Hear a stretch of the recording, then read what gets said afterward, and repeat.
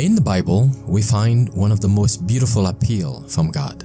It says, "Today, if you hear His voice, harden not your heart." Would you like to spend this day with God? Listen to this devotional. This Day with God, a devotional by Ellen G. White. Matchless love. And the glory which thou gavest me, I have given them, that they may be one, even as we are one. I in them, and thou in me, that they may be made perfect in one, and that the world may know that thou hast sent me, and hast loved them as thou hast loved me. John 17, verse 22 and 23.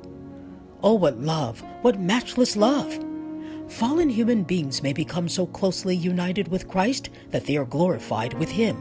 On this earth, they have followed in His footsteps, laboring as He labored for the souls from whom He died.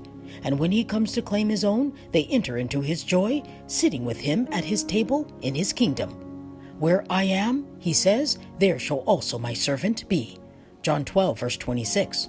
What a wonderful thought it is that we, poor fallen sinners, can become one with Christ, partakers of His divine nature, through His grace, refined, purified, glorified.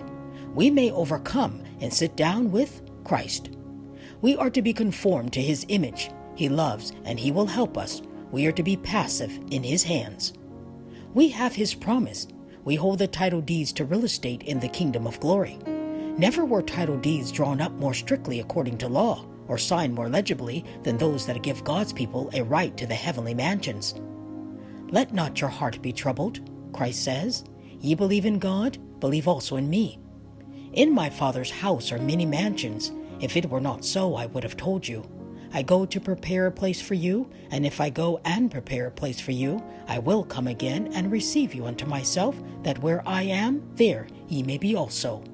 John 14, verse 1 through 3. All who will may come under the covenant promise. Precious is the price paid for our redemption, the blood of the only begotten Son of God. Christ was tried by the sharp proving of affliction. His human nature was tried to the uttermost. He bore the death penalty of man's transgression. He became the sinner's substitute and surety. He is able to show the fruit of His sufferings and death in His resurrection from the dead. From the rent sepulchre of Joseph rings forth the proclamation, I am the resurrection and the life. Those who believe on me and do the works of righteousness that I do are justified, sanctified, made white and tried. They have obtained godliness and eternal life.